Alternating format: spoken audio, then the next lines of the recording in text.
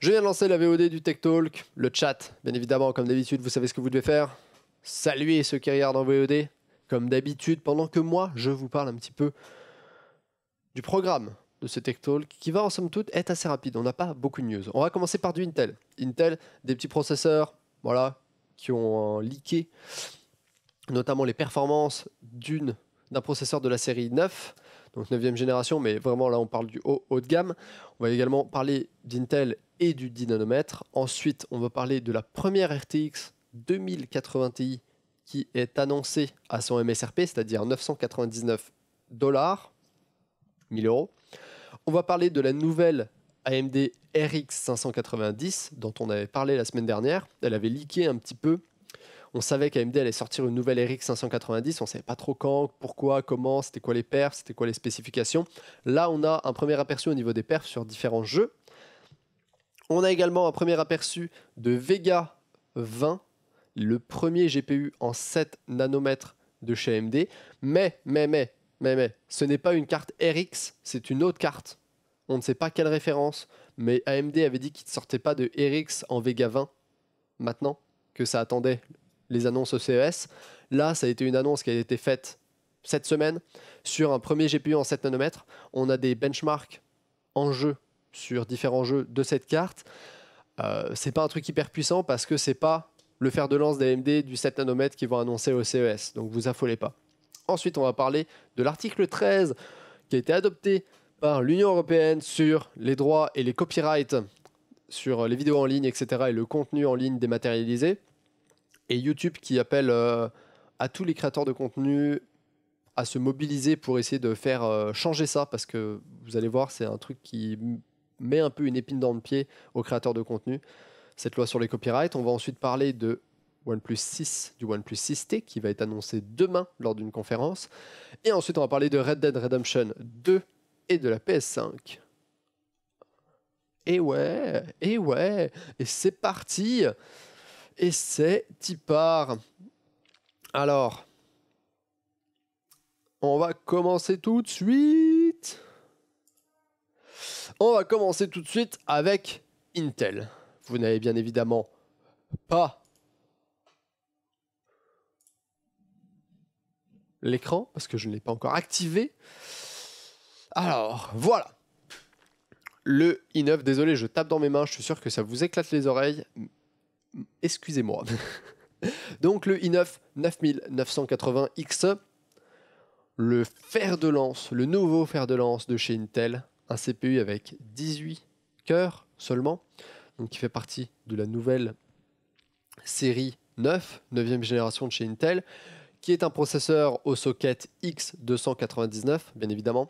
Ce n'est pas le même socket que le i9 9900K ou que le i7 9700K, non, on est sur le socket X299 qui est le socket Pro, semi-pro de chez Intel.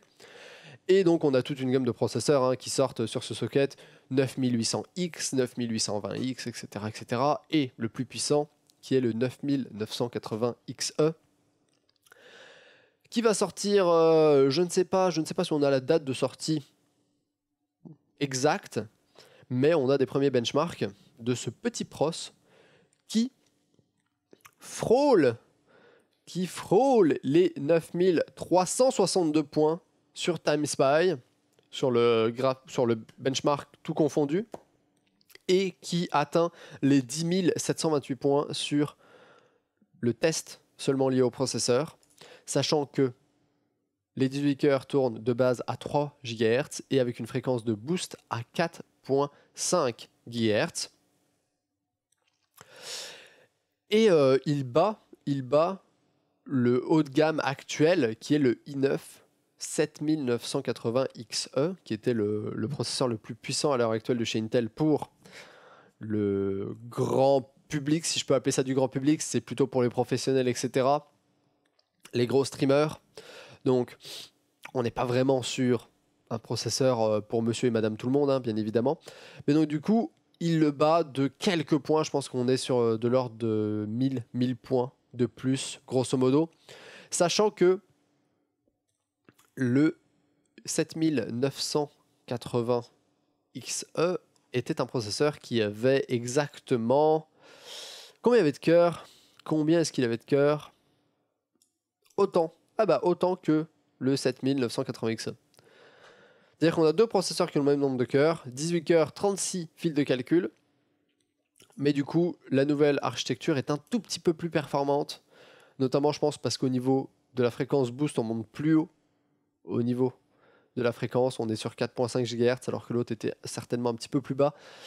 Par contre, on est toujours sur un TDP de 165 watts pour ce processeur-là et un prix à $2000 US, ou plutôt 1979. Voilà, donc ça fait un petit peu mal. On va continuer avec toujours du Intel. Intel qui a fait un petit peu parler de lui, notamment parce que certaines personnes, ou plutôt certains médias, etc., ont lancé la rumeur comme quoi Intel abandonnait le procédé de gravure en 10 nanomètres, parce que c'était trop compliqué pour eux, parce qu'ils étaient à la bourre, etc., parce qu'ils étaient en retard, parce que vous le savez, AMD est déjà sur du 7 nanomètres, c'est TSMC qui fait la moitié des puces, c'est une entreprise en Asie, une grosse boîte à qui AMD et Intel délèguent leur production de chipsets et de processeurs.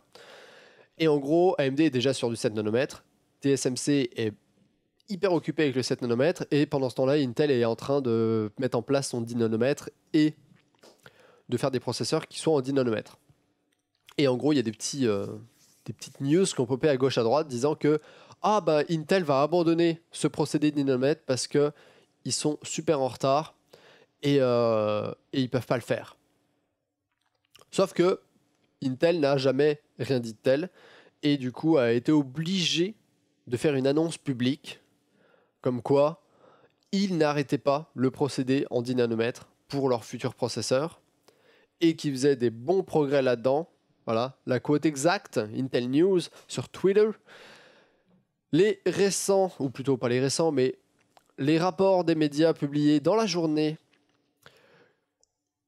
mettant en avant que Intel allait arrêter son travail sur le procédé de 10 nanomètres sont faux. Nous faisons de bons progrès sur ce procédé de fabrication et nous continuons à nous améliorer et à rester en alignement avec la feuille de route que nous avions partagée durant notre dernier rapport de finances. C'est ça que ça dit. J'ai vachement pas mal extrapolé au niveau de la signification, mais comme quoi Intel a été obligé d'annoncer que oui, ils bossaient encore sur les 10 nanomètres, oui, ils faisaient des progrès sur les 10 nanomètres, et oui, ils étaient à l'heure et pas du tout à la bourre par rapport à la roadmap qu'ils avaient déjà montré plus tôt, comme quoi le 10 nanomètres chez Intel devait sortir, je pense, début 2019, et le 7 nanomètres devait arriver plus tard, fin 2019 ou quelque chose comme ça. Voilà. Bon. Retournons un petit peu sur de la carte graphique. La carte graphique avec la première RTX 2080 Ti, Black Edition de chez EVGA du coup, qui est listée à son MSRP. MSRP, Manufacturer Retail Price, Recommended Price. Je sais plus pourquoi le S, mais c'est pas grave. En gros, le prix recommandé par Nvidia était de $999 pour la 2080 Ti, pour les versions custom, sauf que aucune version custom ne coûtait ce prix-là. 1000 euros quoi, 1050 euros. Et là, même aux US, ça coûtait toujours plus. Et là, EVGA annonce la première 2080 Ti qui va coûter ce prix-là.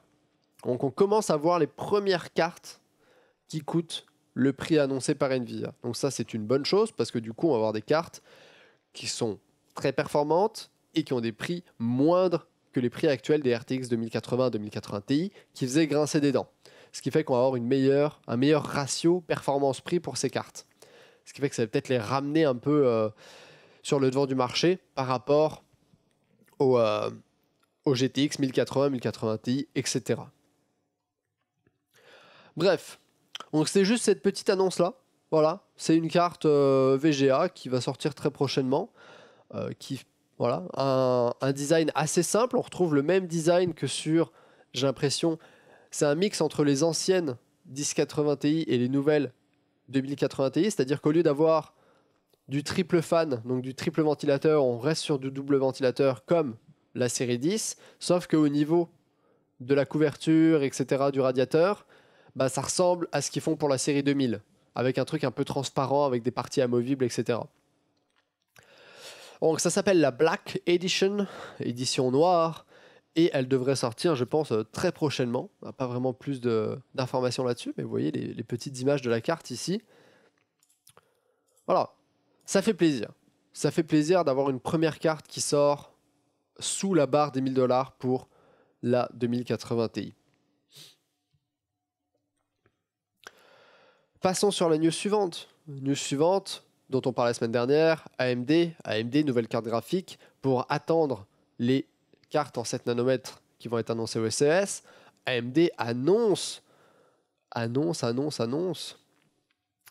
la RX 590 qui a été du coup testée sur plusieurs jeux en 4K, notamment sur...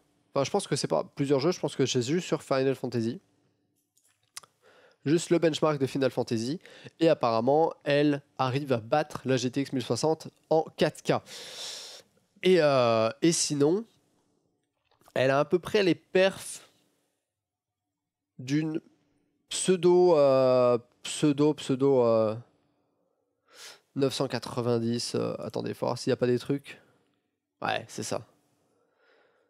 Plus puissante qu'une 1060, un peu moins puissante qu'une 1070. Mais il faut voir le prix également, combien ça va coûter. Donc attendez, je vais essayer de voir. Ça, c'est en 4K. 4K élevé. Benchmark en 4K élevé. On voit que là, 590 fait un score de 2122, alors que là, 1066 Go ou blabla, fait un score de 1984. Donc on se situe, c'est une carte qui se situe entre vraiment la 1060 et la 1070, je trouve. Je sais pas pourquoi la Vega 64 est ici. À mon avis, ils se sont trompés dans leur graphe. À mon avis, c'est Vega 56, Vega 64 ici. Excusez-moi. Et en gros, la RX 590 serait entre la Vega 56 et la Vega 64 également. Ils ont également fait des tests face à d'autres cartes. Voilà, c'est moins puissant qu'une 980, bien évidemment. Ça, je pense que c'était en 1080p peut-être. Ça, c'est en 1440p. Le dernier graphe est en 1440p. Donc aussi puissant qu'une 1060 en 1440p. Quand même une carte assez intéressante. C'est dommage qu'on n'ait pas le prix. Je m'attends à ce qu'elle coûte dans les 200 $, grosso modo. Ça serait un bon prix pour une carte qui est un petit peu plus puissante qu'une 1060, plus puissante qu'une RX 580. Ça serait un très très bon prix. C'est moi ou elle est super épaisse? Ah non, mais elle est super épaisse. C'est genre un triple slot, je pense, au niveau de la carte. Limite, c'est un triple slot. Non, donc je disais, nouvelle RX 590, si c'est une carte qui coûte 189 €, comme le dit Sylvain dans le chat, qui peut avoir des informations sur le prix, parce qu'il se peut qu'il y ait d'autres informations qui est leakées ailleurs et que je n'ai pas vues. Si cette carte coûte 190 balles, c'est plutôt une bonne affaire. Plus puissant qu'une GTX 1060 sur certains jeux. Bon, on a testé juste Final Fantasy, le benchmark de Final Fantasy, mais ça peut quand même être assez représentatif, sachant que, à mon avis, il y a d'autres benchmarks qui vont sortir avant la sortie de la carte très prochainement. Donc voilà.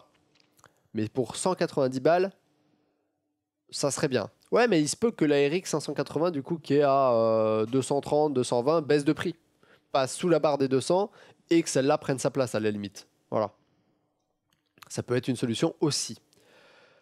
En attendant, le premier GPU d'AMD en 7 nanomètres. Eh oui. Du Vega 20. Le Vega 20. Nom de code Vega 20. Et c'est le premier GPU gravé en 7 nanomètres de la part de chez AMD, ou même au monde presque, parce que Nvidia n'est pas encore en 7 nanomètres, etc. Donc ce petit bijou, cette petite carte graphique a été repéré dans la base de données des benchmarks de Final Fantasy XV, toujours Final Fantasy XV et son benchmark, et il y avait quelques données au niveau des benchmarks, Donc, comme le pointe l'article très prochainement ici, avant que nous commencions, on tient à noter que ce n'est pas, on n'a aucune information si c'est ou pas une version RX ou pas, parce qu'en fait, il a été dit plus tôt dans l'année que AMD ne sortirait pas de version RX en 7 nanomètres de Vega 20 et qu'il sortirait une version RX en 7 nanomètres de l'architecture directement après. Parce que Vega 20, c'était l'architecture qui est en cours en ce moment, je pense. Sur les cartes, sur certaines des cartes, l'architecture c'est du Vega. Donc c'est normalement, je pense que c'est les Vega 56 et 64 qui sont en Vega 20. Et donc du coup, ils font une version 7 nanomètres de ces cartes-là. Enfin, de cette architecture-là. Ce qui veut dire que c'est pas l'architecture que tout le monde attend qui est censée être annoncée au CES. C'est déjà une architecture qui existe depuis un moment. C'est juste que AMD a sorti une première carte graphique gravée en 7 nanomètres sur cette architecture-là. C'est pas encore le refresh et le renouveau de l'architecture. Pas du tout. Ça n'a rien à voir. C'est ce qu'essaye de dire l'article. C'est pour ça qu'ils disent que c'est pas du tout une version RX, etc. Merci à XR qui balance 2 euros. Découverte de ta chaîne il y a peu, c'est super. Eh bien, merci, je suis content que ça te fasse plaisir et que tu apprennes des choses. Donc, pour revenir à notre sujet, voilà, c'est juste pour être clair, c'est en aucun cas les cartes graphiques que va présenter AMD au CES en 2019. Voilà, c'est pas du tout ça. On est sur l'architecture qu'on connaît, qui est du Vega 20, qui est une architecture qui est déjà utilisée. C'est juste que là, ils ont sorti une première carte en 7 nanomètres. Voilà. Et du coup, cette carte, qui est labellée par le petit nom, c'est un nom à dormir dehors, hein, bien évidemment, 66AF2.2.C1, enfin plutôt 2.C1. Donc c'est ça son nom de code dans la base de données du benchmark de Final Fantasy XV. Elle arrive à presque battre, enfin elle bat pas, mais en gros elle arrive à être quasiment aussi puissante qu'une GTX 1080. Voilà. Donc c'est les seules informations qu'on a. C'est que cette nouvelle carte est entre, enfin elle est typiquement, elle est juste entre la 1070 et la 1080 comme vous pouvez voir. 1070 Ti. 3334, 3000, 3134, 3280, 3399. Donc elle est pile au milieu entre la 1070 Ti et la 1080. Et ça c'était en 4K, qualité graphique élevée. Voilà. Donc il y a également d'autres benchmarks, bien évidemment, en 1080p, etc., etc., où là, elle est aussi puissante que la GTX 1080. Là, on est sur de la 4K encore, mais en qualité diminuée. Là, on est sur de la 1440p en haute qualité. Là, on est sur qualité standard en 1440p, toujours juste derrière la 1080, à chaque fois, juste derrière la 1080.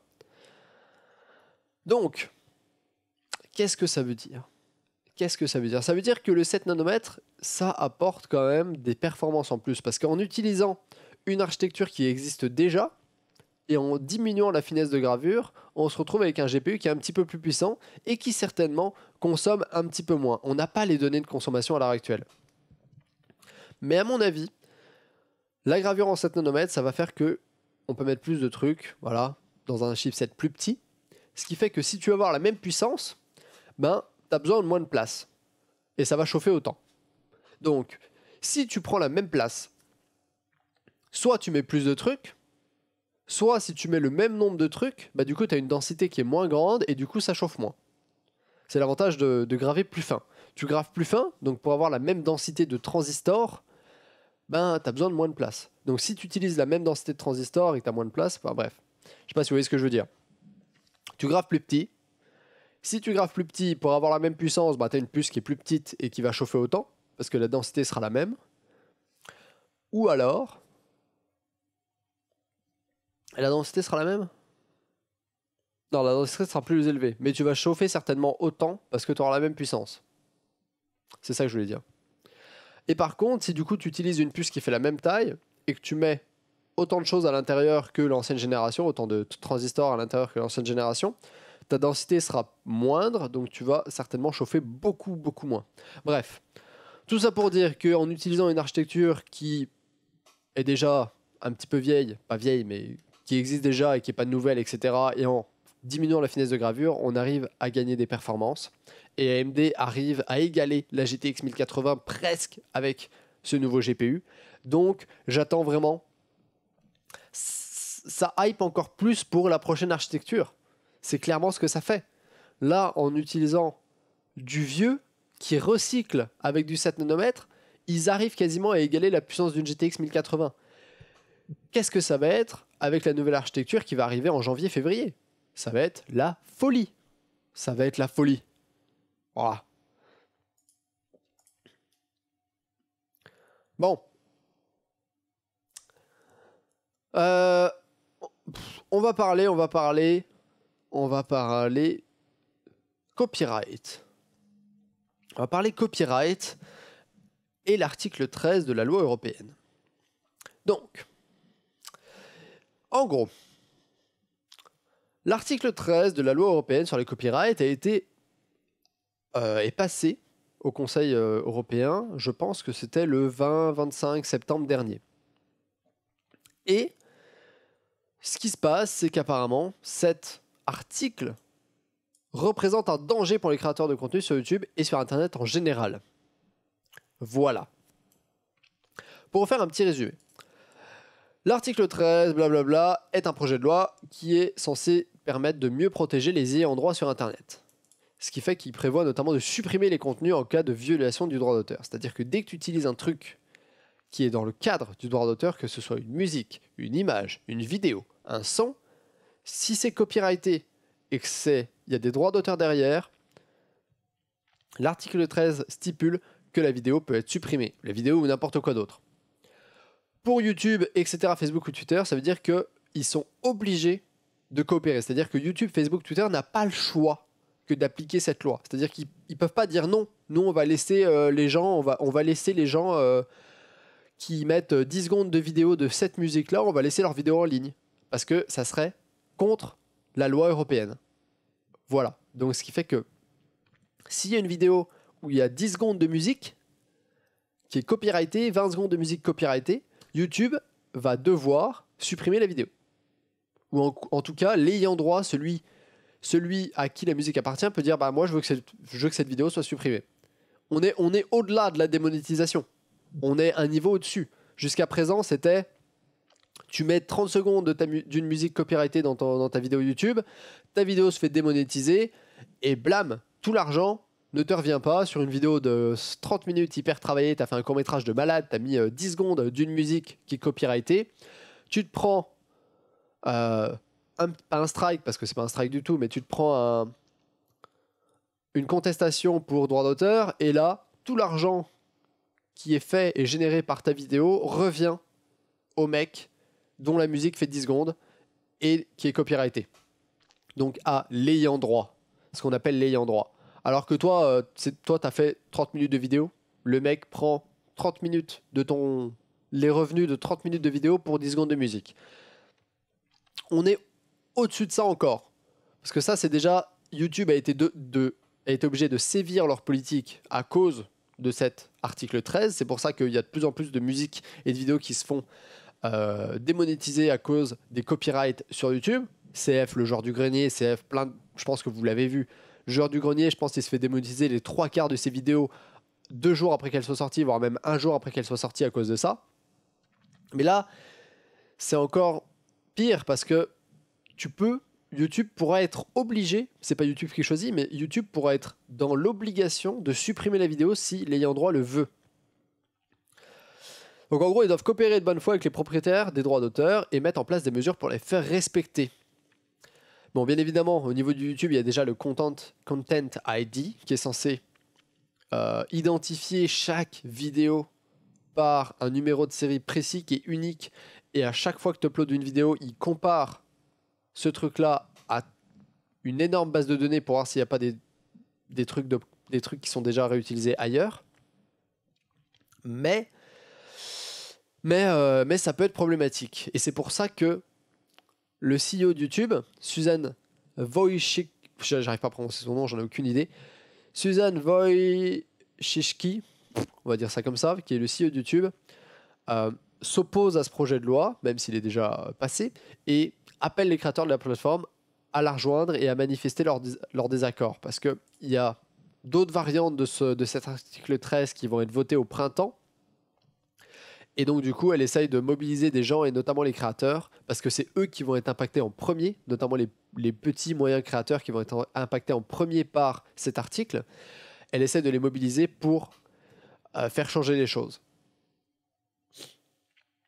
Sur Twitter, la copie de mème sera supprimée. Je suis pas sûr qu'un meme soit copyrighté. Je pense que ça rentre dans le domaine public.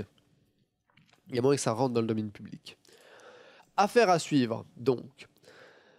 On va continuer avec le OnePlus 6T. Alors, petite news, petite anecdote brève. OnePlus 6T, ou plutôt OnePlus, avait annoncé une conférence de presse le 30 octobre pour annoncer son nouveau smartphone. Que fait Apple? Apple décide d'annoncer une conférence de presse pour annoncer les nouveaux iPad Pro puis iMac le 30 octobre. Coïncidence, je ne pense pas. En gros, ce qui s'est passé, c'est qu'OnePlus avait décidé de faire une conférence, a annoncé la conférence le 30 octobre. Il y a de cela 2 mois, je pense, quelque chose comme ça. Les gens ont pris leurs billets, etc., etc. Et il y a 2 semaines, donc là, il y a 2 semaines, tu vois, genre début mi-octobre, Apple a annoncé sa propre conférence le 30 octobre. Alors que Apple savait très bien que OnePlus avait déjà une conférence ce jour-là. Et en gros, pour faire de l'ombre à OnePlus, pour qu'il y ait moins de gens qui regardent la conférence OnePlus, ils se sont dit, non, à mon avis, ils ne se sont pas dit ça. Parce qu'à mon avis, la conférence, ils l'avaient prévue depuis un moment, que ce soit le 30 octobre aussi Apple. C'est juste qu'ils l'ont annoncé super tard, et ils ne se sont pas dit, on s'en fout, on va pas la déplacer. On va pas la déplacer. Et du coup, leur conférence à Apple est le 30 octobre. OnePlus a vu ça et a fait, c'est la merde.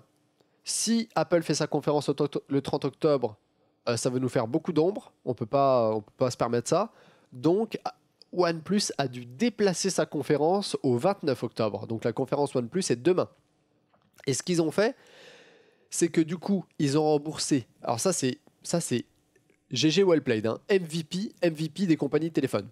Tous les gens qui avaient pris des billets d'avion, des billets, même les billets physiques, les billets d'avion, des billets de train, des hôtels pour le 30 pour venir assister à la conférence, OnePlus s'est engagé et est entré en relation avec essentiellement tout le monde qui venait à la conférence pour rembourser les frais de changement de date. C'est-à-dire que si tu devais changer ton billet d'avion pour le 29 pour pouvoir venir à la conférence parce qu'elle a été déplacée, OnePlus couvrait les frais. Si tu devais changer ta nuit d'hôtel ou reprendre une nuit d'hôtel pour le 29, OnePlus payait pour toi.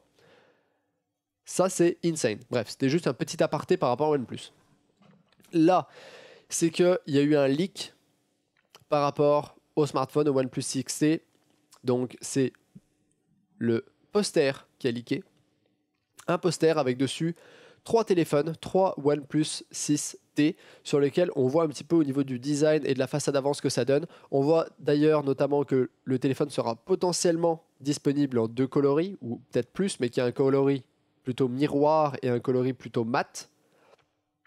Et qu'au niveau de la face avant, on est clairement sur un truc qui se rapproche pas mal d'un borderless. Là, l'écran est quasiment tout couvert. Vous voyez qu'ils ont réduit le notch, donc l'encoche, au minimum. Voilà, on a juste ce petit truc-là pour l'appareil photo frontal. Ils ont réduit le truc au minimum. Ça laisse entendre qu'on va avoir un capteur d'empreinte sous la vitre, qui est une technologie qui existe depuis 1 an à peu près, qui a déjà été mise en place dans certains téléphones. Et des téléphones pas très connus, c'est sûr, mais qui marchaient plutôt pas mal. C'était une technologie qui marchait plutôt bien. Et il semblerait que OnePlus l'ait adopté et que du coup le lecteur d'empreintes digitales soit directement sous la vitre, ce qui est une excellente chose. Comme ça, tu as toujours le lecteur d'empreintes digitales. Et en plus, du coup, ça te permet d'avoir un écran qui est quasiment borderless et qui descend très très bas. Et je peux vous dire que là, moi, je trouve que ce téléphone est magnifique. C'est un téléphone que je trouve hyper beau. C'est hallucinant. Par contre, on n'a pas trop d'informations par rapport à ses spécifications, enfin pas plus qu'avant. On sait juste qu'il va avoir une batterie un petit peu plus grosse qu'avant, qui va être de 3700 mAh. Voilà, c'est à peu près tout. Mais on aura plus d'informations demain. et on en parlera dimanche prochain dans le Tech Talk, bien évidemment, quand on aura toutes les informations par rapport à ce OnePlus 6T. Alors, maintenant les amis, parlons de Red Dead Redemption. Voilà. On va en parler vite fait, je vais vous montrer quelques images, bien évidemment, sans son, juste pour que vous puissiez admirer la beauté de ce jeu. C'est certainement un des jeux les plus beaux en open world qui est sorti sur PS4 et Xbox One.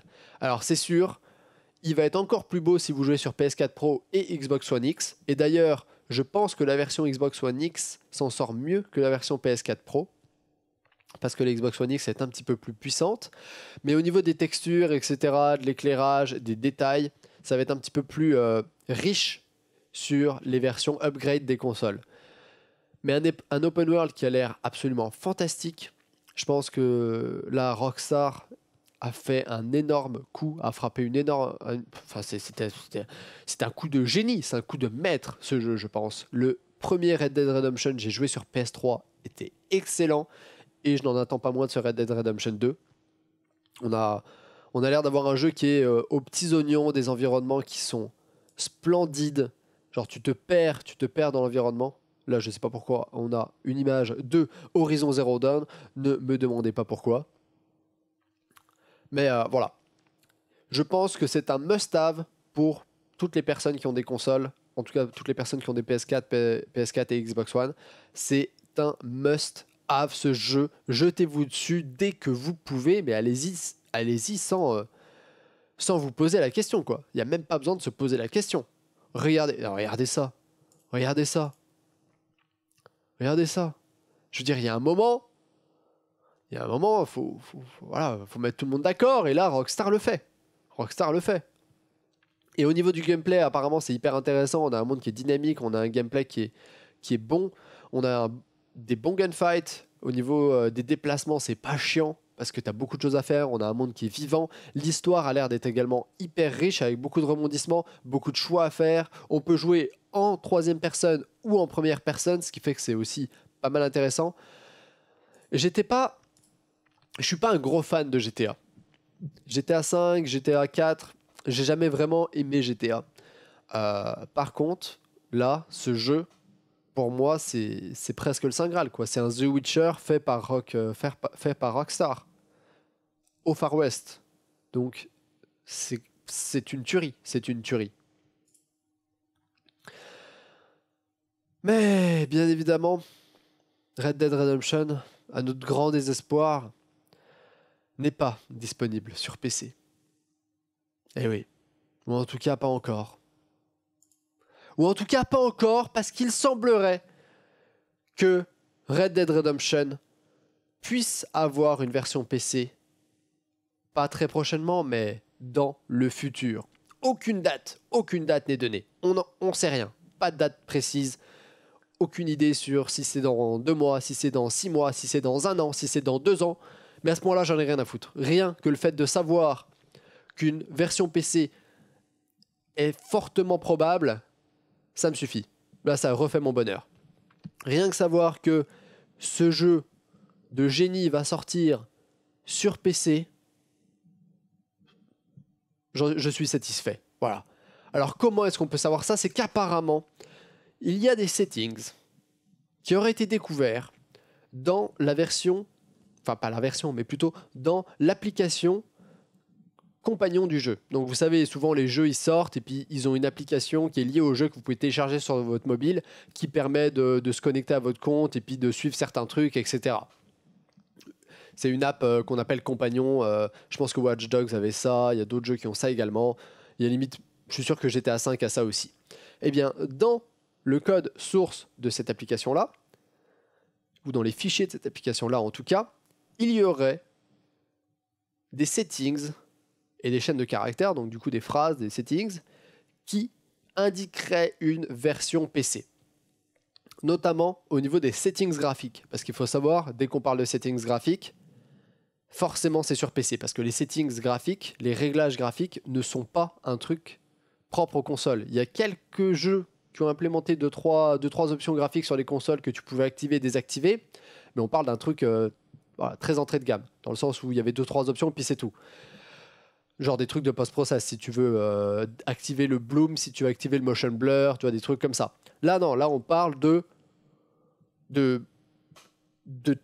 un truc complet, quoi, un fichier de setting complet, avec des presets low, medium, high, ultra, custom, spécial, avec tout ce qui s'appelle le checkerboard enable, pour ça c'est un truc de rendu au niveau des textures, la densité au niveau de la population, le depth of field, le depth of field en high resolution, DX version, qui à mon avis a à voir avec la version de DirectX, donc très clairement sur PC. Savoir si le FXA est activé, donc c'est une technique d'anti-aliasing, du post-FX, des particules, du motion blur, etc. Le TAA et le TXAA. Ça aussi, c'est deux trucs qui sont spécifiques au PC. C'est une technologie, donc le TAA, NVIDIA TAA, Temporal Anti-Aliasing, qui est une technologie d'anti-aliasing qui est spécifique au PC, qui n'existe pas sur le console. Donc, en regardant ces settings, on peut se dire que, effectivement, il se peut qu'une version PC soit prévue pour Red Dead Redemption 2, parce que sinon, ces fichiers n'existeraient pas, ces settings n'existeraient pas. Donc, les amis, exprimez votre joie. Red Dead Redemption 2 va certainement arriver sur PC un jour ou l'autre.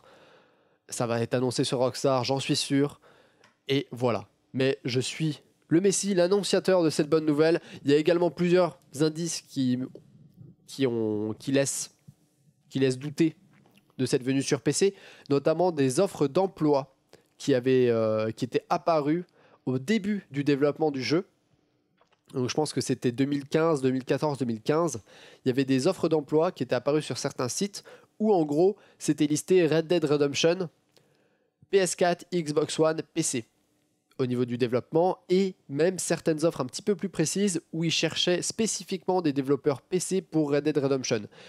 Vous pouvez chercher sur internet, il y a 2-3 offres et 2-3 mecs qui ont fait des screenshots de ça et des articles de blog là-dessus, où en gros ils montrent les descriptions des offres où ils disaient Red Dead Redemption PC et en recherche de développeurs. Et les offres avaient été effacées très très rapidement quand Rockstar avait fait l'annonce que le jeu ne viendrait pas sur PC et que ce serait que sur PS4 et Xbox One dans un premier temps. Parce qu'au début, ils n'avaient pas fait d'annonce sur les consoles et sur les PC, ils avaient dit Red Dead Redemption 2 arrive. Ensuite, ils avaient dit ça sera sur PS4 et sur Xbox One. Du coup, tous les PC Master Race étaient déçus. On était tous déçus. Mais bref. Voilà. Une excellente nouvelle. Il développe de toute façon les jeux consoles sur PC, donc normal qu'ils soient développés avec ces fichiers. Non, non, c'est pas normal. Non, c'est pas normal. Non, c'est pas normal. C'est pas normal. C'est pas parce que tu développes... C'est pas parce que tu développes un jeu console, que tous les jeux consoles, le développement se fait sur PC, que le développement est le même pour un jeu PC et un jeu console. Ça n'a rien à voir. Ça n'a rien à voir. C'est deux trucs totalement différents. C'est pas les mêmes. C'est pour ça qu'il y a des gens qui développent sur console et que quand tu as besoin de faire des développements sur PC, tu cherches des gens qui développent pour des jeux PC. C'est pas les mêmes settings, c'est pas les mêmes consoles, etc. Enfin, c'est pas les mêmes. Bref, c'est pas les mêmes API, etc., etc. C'est pas parce que tout le développement des jeux se fait sur l'environnement PC, voilà, que ces fichiers sont là et que ça a quelque chose à voir. Laisser des fichiers de settings comme ça, c'est pas parce que ça a été développé sur PC. Non, ça n'a rien à voir du tout. Renseignez-vous un petit peu sur comment sont développés les jeux consoles. Voilà, c'est quoi la différence entre un développement sur PS4 et un développement sur PC? Un développement sur Wii et un développement sur PC. Voilà. Parce qu'en soi, les développements se font sur PC, mais sur console, ils se font avec des SDK, donc des Software Development Kits, qui sont liés aux consoles et qui sont fournis par Sony, Microsoft, etc. Ce qui n'a rien à voir avec l'Unreal Engine, etc. Enfin, pas vraiment. Enfin, c'est plus compliqué que ça. Mais oui, ils développent d'abord sur console, puis après ils développent sur PC, ils ont certainement fait les deux développements en parallèle. Ça se trouve, le jeu PC est quasiment prêt, mais c'est juste qu'ils sortent sur console, parce que comme ils savent que c'est un jeu que tout le monde attend, ils veulent que tout le monde puisse acheter le jeu sur console, qu'il y ait limite des gens qui achètent la console juste pour Red Dead Redemption 2, parce qu'à mon avis, ça va se faire, et ça se fait déjà. Il y a des gens, à mon avis, qui ont acheté une PS4 ou une Xbox One juste pour Red Dead Redemption. Et comme ça, plus tard, quand ils ont bien fait pas mal de thunes avec les versions console, ils sortent la version PC. C'est ce qui s'est passé avec GTA V. GTA V, ils annoncent la version PS3 Xbox 360. Après, ils annoncent la version PS4 Xbox One. Et après, ils annoncent la version PC. Bref, dernière news. La PS5, justement, en parlant de console et de PlayStation 4.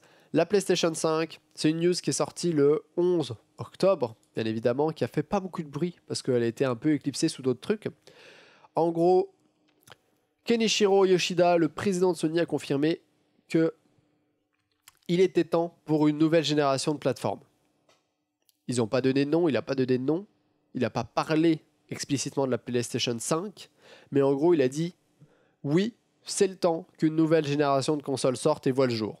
Ce qui veut dire que Sony travaille sur la PlayStation 5 et potentiellement, on va en entendre parler en 2019, très fortement. 2019-2020, on va en entendre beaucoup parler à mon avis. De ce qu'ils ont dit également, cette génération, donc la prochaine génération de consoles, sera capable de faire tourner les jeux en natif en 4K 60 fps par défaut. C'est-à-dire qu'aujourd'hui, le 4K 60 fps sur console, c'est l'utopie, c'est l'idylle, c'est ce que les jeux essaient de faire mais n'arrivent pas à faire. La prochaine génération, ce sera ça par défaut. Ça sera du 4K 60 fps par défaut sur la console next-gen et sur tous les jeux. Voire plus haut si on peut aller plus haut. Mais à mon avis, ça va être 4K 60 fps sur tous les jeux et les jeux vont devenir de plus en plus beaux et ça sera toujours 4K 60 fps. On n'a pas d'autres informations là-dessus. Voilà. Ça s'arrête ici. Ça s'arrête ici. Voilà, voilà. Et puis c'est tout, c'est tout pour ce Tech Talk. Voilà, j'espère que ça vous aura plu. J'espère que ça vous aura plu, toutes ces petites news. En tout cas, ceux qui regardent en VOD, n'hésitez pas à laisser vos questions, vos remarques ou commentaires, à réagir par rapport à Red Dead Redemption sur PC, à liker si vous avez liké, à disliker si vous avez disliké. Et puis comme d'habitude, moi je vous dis, à ciao, bonsoir.